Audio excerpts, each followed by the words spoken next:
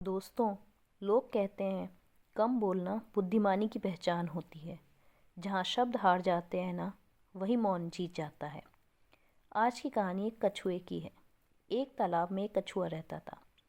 दिल का बुरा नहीं था, लेकिन उसे एक बीमारी थी, बहुत बोलने की।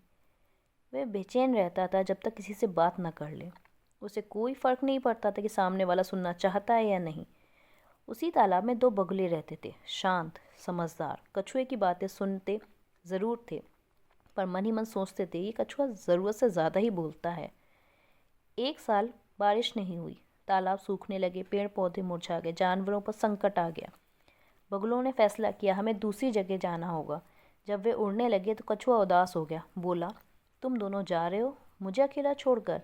बगुलों ने कहा, भाई हम उड़ सकते हैं, तुम कैसे चलोगे? कछुए ने कहा, एक उपाय है, तुम दोनों एक लकड़ी पकड़ लो और मैं बीच से मुंह से पकड़ लूँगा। बस मुझे भी साथ ले चलो। बगुले मान गए, लेकिन उन्होंने चेतावनी दी, रास्ते में एक शब्द भी मत बोलना, अगर मुंह खुला तो जान चली जाएगी। कछुए ने हंसकर कहा, अरे इतना तो मैं करूँगा ही। तीनों उड़ चले। नीचे गांव के लोग देख रहे थे। अरे देखो, दो बगुले कछुए को उड़ा ले जा रहे हैं। तालियां बजने लगी, हंसी मजाक होने लगा।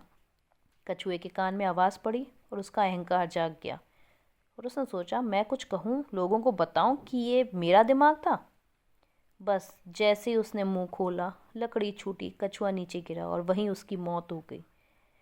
बगुले दुखी होकर बोले, काश अगर ये कछुआ थोड़ा कम बोलता तो आज जिंदा होता।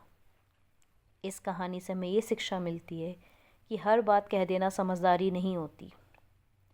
अगर कछुआ अहंकार में आके मुंह ना खोलता तो आज वो जिंदा होता। कभी कभी चुप रहना ही सबसे बड़ा बचाव होता है। बोलने से पहले सोचना ज़रूरी है, क्योंकि रहीम जी कहते हैं, रहीमन जीवा बावरी, कहीं गई सरग पताल, आपू तो कहीं भीतर रही, जूती खात कपाल। अर्थात मनुष्य की जीव एक पागल व्यक्ति की तरह होती है, जो बिना सोचे समझे कुछ भी उल्टा सीधा स्वर्ग पताल की बातें कहती रहती है। जब इन बातों के कारण विपत्ति आती है तो जीव तो मुंह के भीतर छिप जाती है, लेकिन परिणाम सिर यानी कपाल को दूसरों की जूतियां खाकर भुगतना पड़ता है।